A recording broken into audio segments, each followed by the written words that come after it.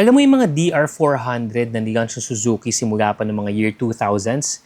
Yung malalakas na dual sport motorcycle, yung mga parang hyper-motard yung dating, that can conquer any road. Meron ng 160 version yan na abot kaya. Ito na nga mga brother, yung Suzuki's DR160, which was launched during the Makina Moto Expo. The Suzuki DR160 ay isang dual sport ride na pwede mong ipang daily commute, pwede mo rin namang ipang adventure, or if you want to conquer even more challenging terrain, mukhang ito na nga yun. Kasi meron tong looks na parang strong, na maskulado, pero at the same time compact, and it gives that big bike look despite being a 160cc motorcycle. Aggressive yung stance nito, tsaka iba na rin, mas modern na yung mga styling cues nito that reflects the legend, that of the DR400. Umpisahan natin sa presyo. The SRP for the DR160, 129,000 pesos. 129,000 para sa ganito kalakas at kapoging motor. Highlight ko na kagad mga brother, diretso na kagad tayo dun sa mga nakaka-capture ng attention sa akin. Alam mo ba, ang reported fuel consumption nito is 48.8 kilometers per liter. 1 litro, halos 50 kilometro. Ang laki din ng gas tank nito, nagulat nga ako eh.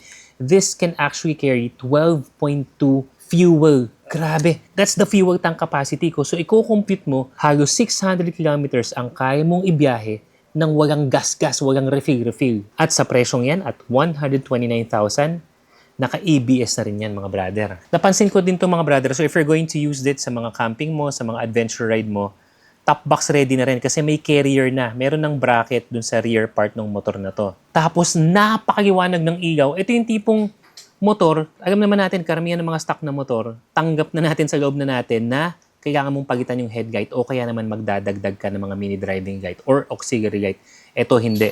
One of the features that captured my attention pagdating dito kay DR160 is the strength or kung gaano kalakas yung headlight nito. Di mo na kailangan ng kahit ibundok mo to sobrang dilim, pitch black, hindi mo na kailangan ng mga additional light. Pagdating naman sa instrument panel niya, full color LCD panel niyan mga brother, LED taillight, at may mga charging port na rin for your gadgets. This houses 162cc 4-stroke 2-valve single-cylinder air-cooled FI engine that can deliver 14 horsepower at 8,000 RPM and 14.5 Newton meters of torque at 6,500 RPM. Magaan lang to mga brother, upon riding this, kahit na mabuwal ka, matumba ka pagdating sa mga adventure rides mo, hindi ka mahirapan itayo kasi nga napaka-lightweight. But at the same time, you have that comfort when it comes to riding kasi upright, malapad ang handlebar, magandang posisyon ng mga paa, kaya komportable. Yes, you can use this for your adventure rides, yung mga ilog, bundok, camping, but at the same time, because of the level of comfort and the level of control that you have for this bike,